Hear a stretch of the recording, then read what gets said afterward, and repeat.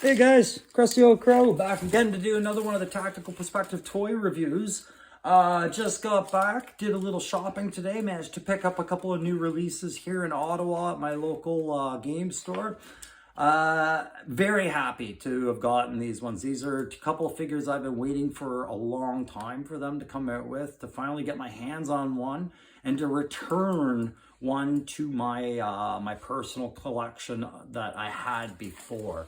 But it doesn't matter which one I do first and which one I do second, really. I'm going to do them both today. So I'm going to talk about the one I never had that I wish I had and that I was very passionate about as a kid about getting and never did. So this is closure for me. And I'm talking about number 83 in the series, Tunnel Rat. Guys, Tunnel Rat, when I was a kid in Kingston, was a guy I spent almost every Saturday trying to hunt down in some store or another. I'd get on my bike and I'd go and search, and I could never find him. And it broke my heart, and I'd ask for him for Christmas, birthdays, whatever. I couldn't find Tunnel Rat, and he was like unachievable for me. And then I grew out of G.I. Joe later, and was still never felt closed on that issue. So I was so happy to find this on the shelves today, guys. I cannot describe that any clearer than that. You guys remember how he came in the 80s. I'll just quickly flash to the old box art just to show you what he looked like back then. But here's the box art now, and then that's the file card. We don't need the file cards because they don't do file cards anymore. There we go. So if you guys had this guy back in the day, you were far more fortunate than I, and I envy you. But you can see he's almost a mirror image of the same thing, right? So he's got the same big backpack, the same high caliber rifle with the fancy scope, and he's still cammed up and ready to go with that green and the brown and the bandana, right? So yeah, so we'll just get rid of that. And then on the file card, like I said, we knew this was a guy out of Brooklyn, but he was of Chinese heritage. He was part Chinese, part, I think, white. And I think they said some Spanish and some Indian in there. So, and that has relevance to me now. It didn't as a kid, and I'll explain that in a minute. But what I really thought was cool about this guy was back in that era, if you were collecting G.I. Joe and you were in my age group, between ages 8 and 10, you were watching a show called Tour Duty that taught you what a tunnel rat was supposed to be doing in Vietnam. So they were these crazy, aggressive, but somewhat shorter guys that would go into the enemy tunnels and flush them out, or spring booby traps, or blow up command posts and things like that, because that's how they fought in Vietnam. It was a lot of guerrilla warfare and a lot of tunnels. So you had to have a guy whose role was really tunnel rat, secondary role infantry, primary tunnel rat. So this guy would go in with pistols, and he would squat down in the tunnels and crawl his way around with the flashlight and spring traps. So they've modernized tunnel rat. They give them things like NVGs now, and more modern weaponry. But the premise was still the same if you're going to make a tunnel rat. Okay, so there you go, the front box, and then you got the side art, which matches the side art right there. And then on the side, you got the QR code. Go on to Hasbro.com, and you can find out what the QR code does. And you got your little banner of primary combat functions, PCFs as I call them. Also on the front, you have a representation digitally of everything you're going to get inside the box as far as kit goes. And I strongly suspect, as they point out on the back, that this pouch will probably be a separate piece. I haven't watched any other reviews on Tunnel Rat yet, because I knew I was just going to do my own, but I'll watch them after and see what I didn't pick up on. Okay, so you get a lot of kit with this guy, which isn't too bad for just an off-the-shelf regular availability price point at $35.99 Canada kind of thing. And then highly detailed when it comes from the looks of it. It's got that really cool tunnel rat patch on his shoulder. We'll have a look at that. And then the bandolier of ammo and the knee pads, all these things I want to focus on. Okay, bottom of the box, no difference. Waste of space on the back of the box where a file card could have been. Yeah, that's pretty much the box. So let's get it out of the box. I just got to pull out I had a trusty blade somewhere. We'll use the less trusty, there it is, blade. Hello, blade. I'm going to cut gently along the seams. I keep the boxes, but I can understand why people wouldn't. Man, do these add up. If you guys have seen my background, and it's gotten to the point now where I'm like, I'm not sure if I want to keep doing it that way. So we've got our Pelican case, Tunnel Rat, with the Joe emblem, and he is number 83, and we're going to have a look at that after we have a look at this figure. Whew, I'm happy. There you go, and look at him. He even looks short in this case. It looks like he can't fill the case. I don't know if he is necessarily shorter, but he looks shorter for some reason. Maybe it's my expectation, but you see him sealed there, and this is one of the ones where they decided to have his face featured on the back of the box art. And so I've got some scissors here because while, like I said with my Crimson Viper review, this isn't plastic-free packaging, not really, not if you're going to detain it in plastic coupling straps for the limbs. So I'll just give those a quick pop. And I'll mention to you guys that if you have anything to say on Tunnel Rat, and I know a lot of people probably do, and you're a big fan, why don't you tell me some stuff about him in the comments and tell me what it was you liked about him. I'll tell you about that feature I was talking about the Chinese heritage and why that matters. It is now that I'm an adult and an ex-soldier, I have a family now. And my son is half Chinese and half English. So I kind of wanted to get this figure because I like pointing out where mixed race is represented sometimes, or even where our Western culture points out ethnicity and does it so in a positive way. And I thought maybe Tunnel Rat could be a nice representation. For hockey, I had Nick Robertson and his brother Patrick in the NHL for my son to kind of look up and say, oh yeah, mixed race kids can go far. And that's it, you know, and so anyways, just one of those things where it's like, yeah, that's my attachment to him is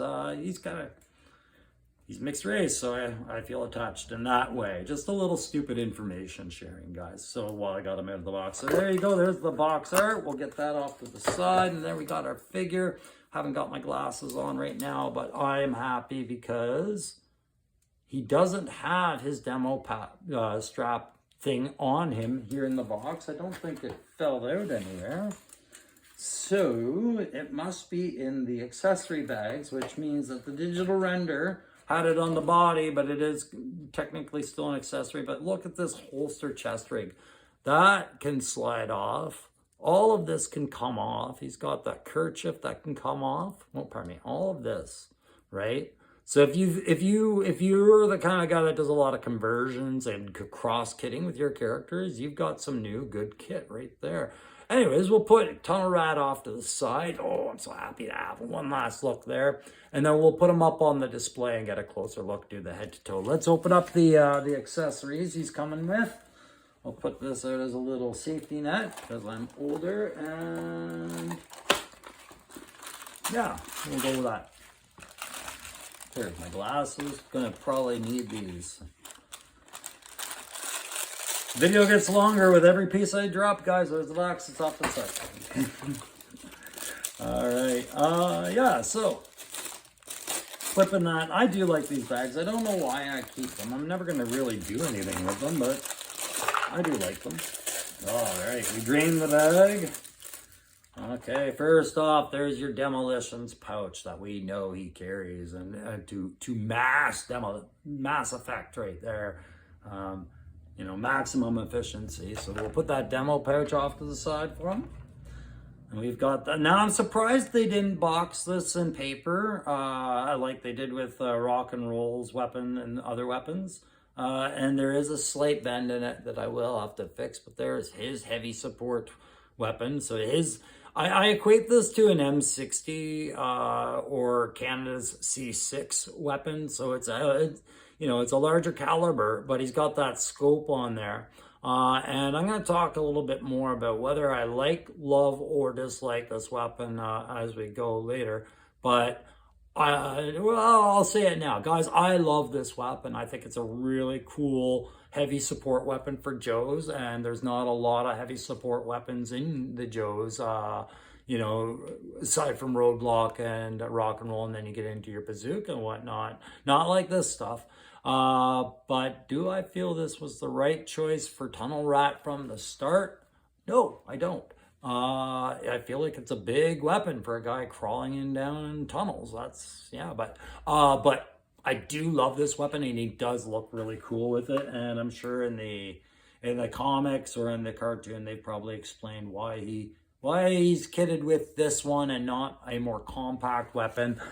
This is more the weapon I would have thought would be more his speed for him doing his job. But nonetheless, very cool weapon that's in there. Now these backpack, holy crap, that's a big backpack. Big old backpack for him, just like the original one, right? And you know, I was always disappointed it never had that cam netting shell that he was on the box art with, if you remember that. But that's a big and useful backpack. And it does have a couple mount points. I think those are going to be for the flashlights that he comes with. So we'll put that off to the side. Okay, we've got this really nice survival knife. Silver blade, black handle, offset hilt. I guess like that. There we go. Put that off there. Actually, whoops, there we go. We dropped it. There's an extra 30 minutes of me searching. Just kidding, found it. We'll put that right in his sheath, which is on the leg right there, so that I don't lose that and we don't have to talk about that knife anymore. You've seen it. The night vision goggles, these special Delta Ranger going after Bin Laden and Zero Dark 30 kind of things here. These are beautiful. This was a piece of kit I definitely wanted. I think a lot of NVGs should be in the Joe Classified series, especially guys like Roadblock, where his helmet's already got the mount on there. Sorry, the Roadblock has it on the Viper Island variant. And then Rock and Roll, his helmet's got that mount for NVGs. Very cool piece of kit. Very small use of plastic to go a long way. There we go. We've got that 200 round box, I'm assuming, and that is for his machine gun. We'll put that off to the side and attach that. We already know how that attaches if we have a Rock and Roll. We've seen that. Or if we played around with Stalker's second weapon. This was another piece of kit I really wanted to get. There's not a lot of good revolvers in the Joe Classified for the Joes yet. There's some really good ones in Cobra. But Joe, you've got a good revolver, and it's in Tunnel Rat's breast sheath. Yeah, his chest holster right there. Boom. Oh, I loved that. That feature alone, I was like, do I want one or two of these? And then you got your two red and, they're both green lens flashlights. I wish there was one with red lens, because guys, that's really how we operate with these in Canada. When we're out in the field, red lens. Red lens is harder to see, but they do have that magnetic paint on the lenses, which they didn't put on the Tiger Force variant of Outback as well. And I think they didn't do it as well with the other Outback, the regular Outback. Like, they did it, but not as well. They did it with a darker and then a lighter metallic paint, if I remember right, or something like that. But the green is the badass. I can't even pull out my Outback to see if I was talking out my ass on that one, but I seem to remember there being a difference. All right, and that's all the kit he comes with. So we'll just pop them up on the stands. I did bring a couple stands out with me today. Just gotta find where I put them. Or maybe we won't bother with the stands and we'll just stand them up. Turn the camera over to the display and let's have a look at them.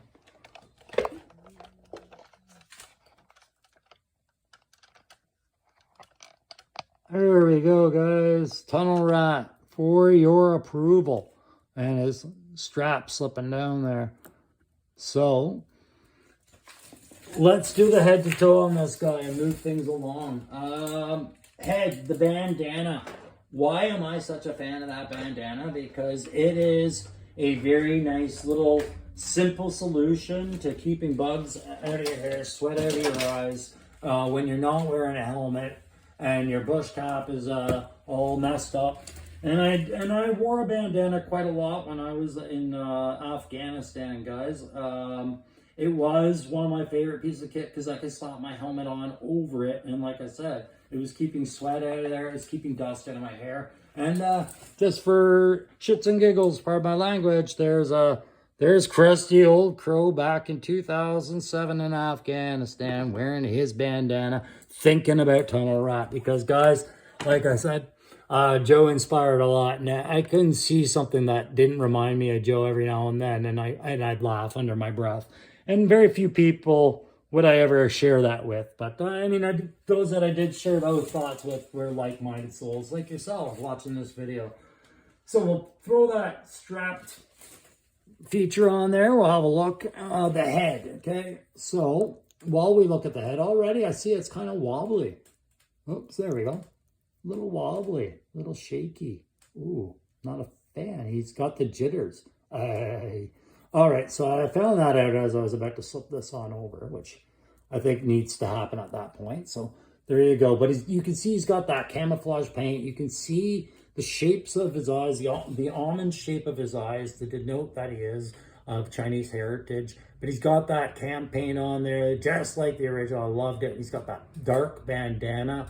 You can see he's got longer hair in the back, which is a newer allowance in the Canadian military. We do allow soldiers to grow their hair in the military. We used to be very strict and disciplined about that, but it was felt that it was outdated, so now some allowances are made. So I can accept that hair on the guy, but definitely why he needs that bandana to keep all that mop out of his eyes, right? And he's got that neck kerchief, just like we saw on Falcone, you know, to also keep the sweat from dripping down his shirt, wiping things like that, keep bugs out from crawling down. He's got that chest holster, which I already stated I love, and his pistols in there. And there you can see he's got, I would suspect that that's a 9-banger or a concussion grenade of some sort. If he's going to be throwing that in a tunnel, I wouldn't expect a frag grenade on that access there. And then the Joe communicator. He's got a belt of ammo for his machine gun, which we'll have a look at once I get it in his hands later. Sorry, I keep drooping here. Belt of ammo. And as we go down, let's look at articulation. So his head articulation is limited by that mop of hair. But the left to right's fine. Everything's fine there.